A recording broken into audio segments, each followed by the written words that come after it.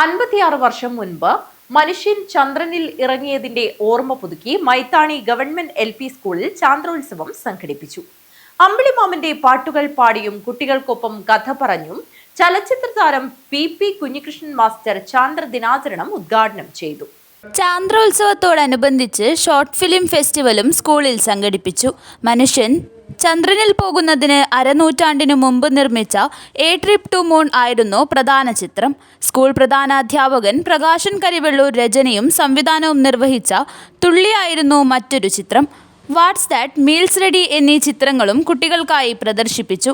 ചാന്ദ്രദിനാചരണത്തിന്റെയും short film ഫെസ്റ്റിവലിന്റെയും ഉദ്ഘാടനം ചലച്ചിത്ര താരം PP കുഞ്ഞികൃഷ്ണൻ മാസ്റ്റർ നിർവഹിച്ചു. ഇനി ഈ പാട്ടിന്റെ വരികൾ ഞാൻ പ്രകാശ മാഷിന് അയച്ചു കൊടുക്കും. നിങ്ങൾ എല്ലാ ക്ലാസ്സിലും ഈ ബോർഡിൽ ഈ പാട്ട് എഴുതി വെക്കും. നിങ്ങൾ എന്ത് ചെയ്യണം? ഈ പാട്ട് പഠിക്കണം. സരിത ടീച്ചറും സരിത ടീച്ചറും കൂടി പാട്ട് നിങ്ങൾക്ക് പാടിത്തരും. പ്രകാശ മാഷും പാടിത്തരും. നിങ്ങൾ എന്ത് ചെയ്യണം? നിങ്ങളുടെ പുസ്തകത്തിൽ ഈ പാട്ട് എഴുതിയെടുത്ത് പഠിക്കണം. നാളെ വന്നിട്ട് എല്ലാവരും കൂടി പാടുന്ന ഒരു ഫോട്ടോ, ഒരു വീഡിയോ പ്രകാശ മാഷ് എടുത്ത് ഞങ്ങൾക്ക് അയച്ചു തരും. ഓക്കെ ആണോ?